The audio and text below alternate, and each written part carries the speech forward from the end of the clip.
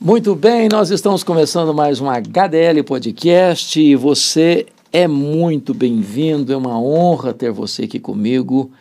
E hoje eu vou tratar de um assunto interessantíssimo. Por que eu creio na Bíblia? Por que eu creio na Bíblia? Então não vai embora não, porque nós vamos discutir esse assunto aqui, com você, tá bom? Com você junto comigo à mesa. Vem a vinheta e logo depois estaremos de volta. Papel aceita tudo. Quem escreveu a Bíblia foram homens como nós. Então, será que a Bíblia é confiável? Quem me garante que o que está escrito aí é verdadeiramente palavra de Deus? Quem me garante que a Bíblia não foi adulterada e nós temos palavras de homens e não palavra de Deus? São tantas as perguntas, são tantas as dúvidas, são tantos os questionamentos que perguntamos: a Bíblia merece confiança? Eu posso crer nela? Ela de fato é a palavra de Deus? E é sobre esse assunto que eu quero conversar com você. Quando alguém me pergunta assim: você pode me dar evidências de que a Bíblia é a palavra de Deus? E eu respondo assim: primeiro, a Bíblia é um livro inspirado. Só a Bíblia é inspirada. Isso significa que o conteúdo que nós temos aqui foi dado pelo próprio Deus. Deus se revelou na obra da criação, nós temos as digitais de Deus em toda a obra da criação. Deus se revelou na nossa própria consciência, dando-nos um tribunal moral. Deus revelou-se especialmente na sua palavra, quando Ele deixou para nós todo o desígnio que Ele quer para o seu povo. Deus se revelou finalmente em Jesus Cristo, seu Filho. Está escrito em Hebreus 11, Hebreus capítulo 1, versículo 1. Tendo Deus outrora falado muitas vezes, de muitas maneiras, aos pais pelos profetas, agora nos fala pelo Filho, a quem constituiu herdeiro de todas as coisas, mediante o qual fez o universo. Depois de fazer a purificação pelos nossos pecados, assentou-se à direita da majestade. Então, a Bíblia é um livro inspirado. Segundo, a Bíblia é um livro infalível. Ou seja, tudo que Deus falou, Deus vai cumprir. Não há margem de erro. Deus não usa rascunho nos seus planos. Os planos de Deus não podem ser frustrados. Ninguém lhe ensinou o conhecimento ou a ciência. Ele é o detentor de todo o saber. Ele é a fonte de todo o conhecimento. Dele procede toda a ciência. A Bíblia é também um livro inerrante. Não tem falha, não tem erro. Não tem contradição. As aparentes contradições que as pessoas tentam fazer um grande alarido é por falta de compreensão, de má interpretação. A Bíblia é um livro confiável. Então, quando as pessoas me perguntam: você crê mesmo que a Bíblia é a palavra de Deus? Claro. E qual é a evidência? Eu vou lhe dar 3 evidências básicas. Primeiro, a unidade na diversidade. A Bíblia levou em torno de 1.600 anos para ser escrita. Eu estou começando com Moisés, que escreveu 1.500 anos antes de Cristo. Eu estou concluindo com João, na ilha de Patmos, que escreveu o Apocalipse em torno do ano 96, final do 1º século. São mais de 40 autores, escritores, de lugares diferentes, de estofo cultural diferente, de capacidade intelectual diferente, a ponto de você ter um enciclopedista como Salomão, um homem de conhecimento fascinante como Moisés, um homem de cultura invulgar como Paulo, e também de um boiadeiro como Amós e de um pescador como Pedro. Não há qualquer conflito, contradição em 1.600 anos com esses mais de 40 escritores. Isso é único, isso é inédito na história da literatura mundial. Se você escreve um livro sobre ciência, tem que ser revisado. Se você escreve um livro de filosofia, você vai ser contraditado. Se você escreve um livro de antropologia, vai ter alguém que discorda de você e oferece uma outra alternativa melhor que a sua. E os livros estão sendo sempre atualizados, porque senão ficam obsoletos mesmo. Mas a Bíblia não foi, a palavra de Deus, sempre a palavra de Deus. Não há erro, não há falha, não há contradição, não há desarmonia. A Escritura, como diz Jesus, não pode falhar. Nenhum tio vai passar. Passa o céu e a terra, mas a palavra de Deus não vai passar. Então, essa harmonia, essa unidade na diversidade, gente, é fascinante.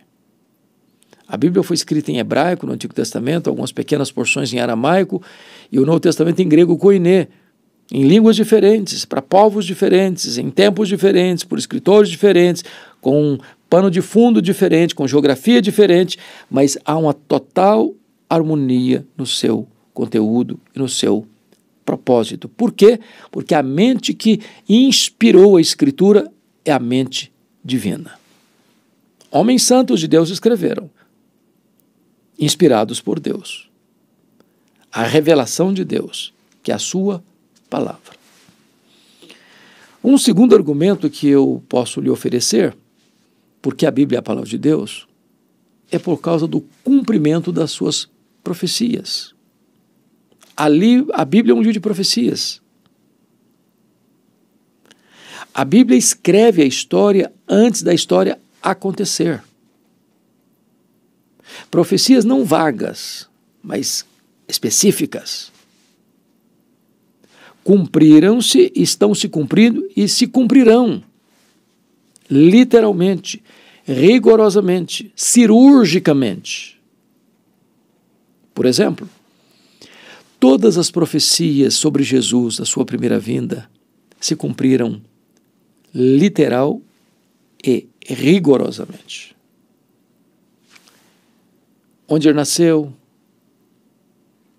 de quem ele nasceu, de uma virgem, a sua saída para o Egito, a sua volta do Egito para a sua terra, mostrou como é que seria a sua morte, a sua ressurreição, a sua ascensão, a sua humilhação, a sua exaltação. Detalhes definidos, mencionados e definidos séculos antes. Mas não só sobre Jesus. Você pega a história do povo de Deus, por exemplo, Isaías fala de Ciro como servo de Deus que haveria de libertar o seu povo 200 anos antes de Ciro nascer, chamando pelo nome. Você pega Daniel capítulo 10, capítulo 11, e você vai ver a profecia do chamado período interbíblico. Porque a história está nas mãos de Deus, e Ele está aqui, Ele está lá no futuro ao mesmo tempo. Isso é único. Não há qualquer literatura do mundo que se assemelhe à Bíblia nesse aspecto. As profecias sobre a segunda vinda estão se cumprindo clara, detalhada, metodicamente, cirurgicamente, e vão se cumprir. Gary Getz, fazendo um estudo sobre isso, se as profecias caíssem no campo da coincidência e se cumprissem coincidentemente, isso seria um número astronômico. Seria a mesma coisa de você pegar o estado do Rio de Janeiro, cobri-lo todo com moedas de R$ 1, numa camada de 60 centímetros, e marcasse uma dessas moedas e vendasse os olhos de alguém. A possibilidade de alguém com os olhos vendados nesse mar de moedas encontrar a moeda marcada é a probabilidade de as profecias terem se cumprido no campo da coincidência. Deus escreve a história antes dela acontecer. A Bíblia merece confiança. Eu posso crer na Bíblia. Mas me permita dar uma outra razão. Não apenas a unidade na diversidade, não apenas o cumprimento das suas profecias, mas, em terceiro lugar, o poder intrínseco da palavra de Deus em transformar pessoas. A palavra de Deus é viva, ela é espírito e vida, ela tem vida em si mesma. Onde ela é proclamada no poder do Espírito Santo, ela produz fruto, nós somos gerados pela palavra, ela produz vida, transformação. O Brasil e o mundo conhecem o Ministério dos Gideões Internacionais, que distribuem Novos Testamentos nos hotéis, a Bíblia, né, nos hotéis, nos hospitais, nas prisões, nas escolas, nas universidades. E quantos registros lindos, maravilhosos, de conversões genuínas, por alguém que recebeu um Novo Testamento, alguém que nunca tinha aberto uma Bíblia, alguém que nunca tinha lido um versículo da Bíblia, e às vezes na solidão de um quarto de hotel, ou às vezes lá sentindo dores na cama de um hospital, ou às vezes até dentro de uma escola, num ambiente acadêmico, ou até dentro de um presídio. A pessoa abre, aquela palavra se torna viva, poderosa, transformadora, e a pessoa tem uma experiência de conversão ali. Miguel Riso, eminente pastor presbiteriano, escreveu um livro chamado Sozinha. E nesse livro, Sozinha, ele conta a história de um colportor que, passando por uma das fazendas de Minas Gerais, vendeu uma Bíblia para um fazendeiro. Esse fazendeiro não sabia ler, ninguém da sua família sabia ler, tempos de outrora, mas tinha um funcionário da fazenda que era alfabetizado e ele chamou esse funcionário para ler a Bíblia. Reuniu todo mundo e a leitura da Bíblia foi feita. E na medida que a Bíblia era lida, as pessoas foram sendo convertidas, sem um pregador, sem uma igreja, sem um templo, sem um sermão. Apenas a leitura da Bíblia, sozinha, operou coisas tão extraordinárias. Quantas histórias nós temos de pessoas presas, que estavam lá, alguém mandava uma Bíblia e ela pegava, arrancava as folhas para enrolar drogas e fumar drogas. E de repente alguém pega um pedaço rasgado, talvez sujo, amarrotado, e lê, e aquela palavra entra no coração e a pessoa é convertida. Então a palavra de Deus é viva, ela é poderosa, ela é eficaz. Quando você ouve a palavra de Deus, esta palavra produz os efeitos para os quais Deus a designou e ela não volta para Deus vazia.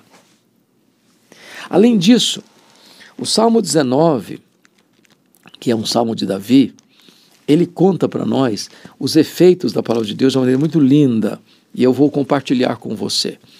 Ele diz assim no verso 7, a lei do Senhor é perfeita, perfeita, não tem erro, não tem falha, não tem contradição, não tem nada que você diz, não, isso aqui é um mito, isso aqui não pode estar aqui, vamos arrancar esse mito daqui, vamos demitologizar, ou dizem, não, vamos atualizar, vamos ressignificar. Não, a Bíblia, ela não precisa ser atualizada, ela não foi, ela não será, ela é a palavra de Deus, ela não precisa ser ressignificada, ela é a mesma ontem, hoje, para sempre vai ser a mesma, ela é perfeita. Agora, o que ela faz? Ela restaura a alma. Quanta gente quebrada, machucada pela vida, que tem sido curada, restaurada, remoçada pelo poder da palavra de Deus. Diz o texto que ela dá sabedoria aos simples.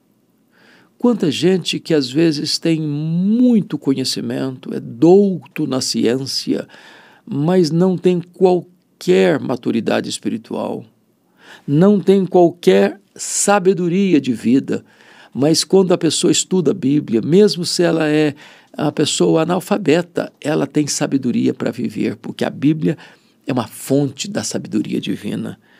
O texto diz que a palavra de Deus, ela alegra o coração. Alegra o coração. Nesse mundo de tanta dor, de tanta tristeza, de tanto ódio, de tanta desavença, de tanta indiferença, de tanta frieza, de tanto egoísmo, de tanto fanatismo, de tanto materialismo, de tanto consumismo, de tanto hedonismo, a palavra de Deus vem como remédio, como terapia, para trazer paz, para trazer alegria para o coração. Mergulhe nessa fonte. Beba a largos sorvos desta fonte e você encontrará a alegria de Deus explodindo em seu peito, invadindo a sua alma, como bálsamo derramado sobre a sua cabeça. Mas ainda, ilumina os olhos. A palavra de Deus ilumina os olhos. Aquilo que você não entendia, você passa a entender.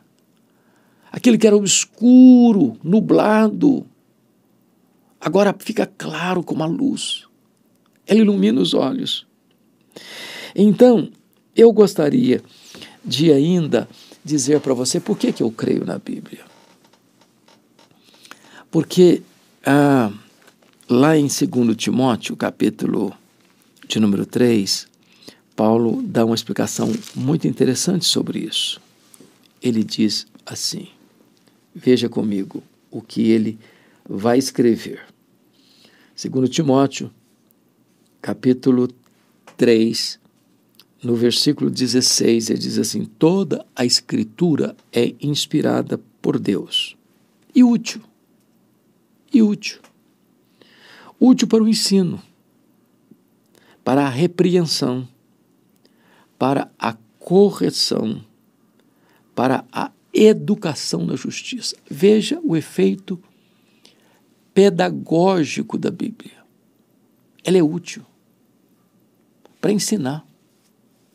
Quantos mestres, quantos doutores, quantos homens e mulheres de Deus ao longo destes séculos têm se esmerado em estudar a palavra para serem obreiros aprovados que manejam bem a palavra, que se afadigam na palavra, que são mestres da palavra, que abrem as Escrituras, expõem as Escrituras, explana as Escrituras, mergulha nestas águas benditas e benfazejas, trazendo ricos ensinamentos para a igreja. Ela é útil para o ensino, mas ela é útil também para a repreensão.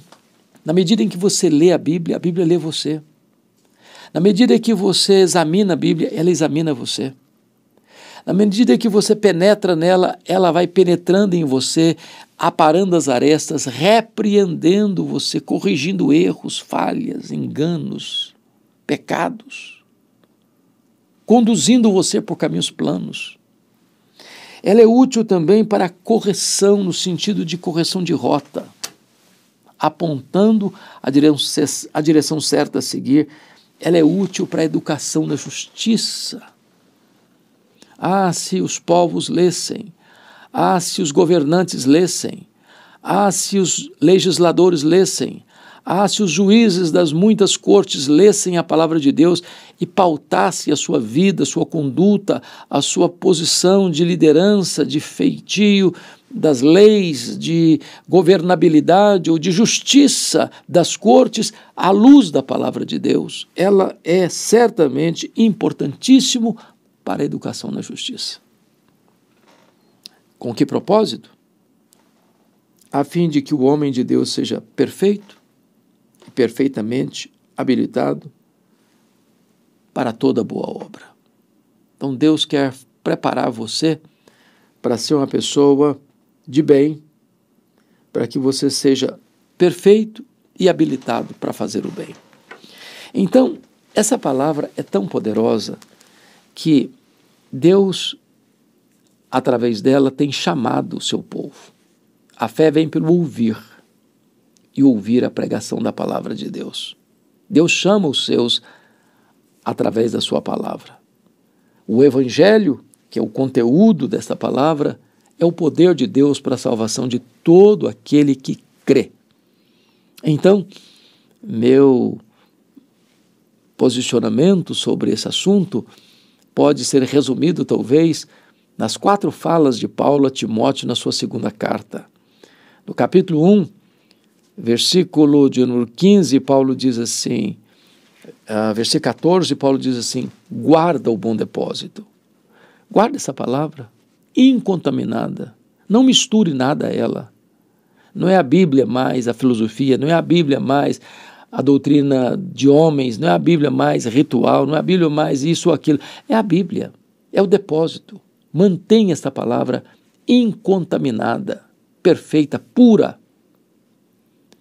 Depois, no capítulo 2, verso 3, ele diz, sofre pelo Evangelho.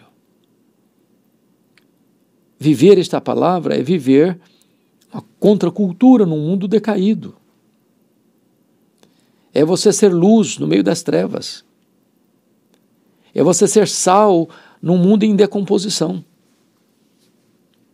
No capítulo 3, versículo 14, ele vai dizer também assim, permanece na palavra, permanece no Evangelho. Uns vão se desviar para cá, outros para lá. Muitos vão seguir ventos de doutrina, outros vão seguir modismos. Mas você está conclamado e convidado a permanecer na palavra. Não se deixe levar pelos ventos de doutrinas. Permanece na palavra. Ela é atual, ela é viva, sempre oportuna, sempre necessária. Mas ele diz mais, capítulo 4, verso 2, ele diz, prega a palavra. Essa palavra tem que ser proclamada, anunciada ao mundo. E nenhum outro povo está credenciado a pregá-la. Não é a ONU, não é a OEA, não é o Mercosul, não é a embaixada deste ou daquele país. Só a Igreja do Deus vivo está credenciada, qualificada para pregar a palavra. Viva e poderosa. Então, eu creio na palavra. Esta palavra que é composta de 66 livros, de Antigo e Novo Testamento. O Antigo Testamento compondo 39 livros, o Novo Testamento de 27 livros. O Antigo Testamento dividido em lei, o Pentateuco, os livros históricos, os livros poéticos, os livros proféticos, profetas maiores e menores. O Novo Testamento, composto dos 4 evangelhos, um livro histórico chamado de Atos, as cartas paulinas endereçadas às igrejas, as cartas paulinas endereçadas aos pastores, as cartas gerais e o livro de Apocalipse. Este livro é uma biblioteca, é a biblioteca do Espírito Santo, que nasceu no céu, inspirado por Deus, escrito por homens, que é a nossa única regra de fé e prática. Eu recomendo você a ser um estudioso da Bíblia. Eu recomendo você a mergulhar nas Escrituras. Eu recomendo você a ter o seu coração aberto para essas verdades eternas.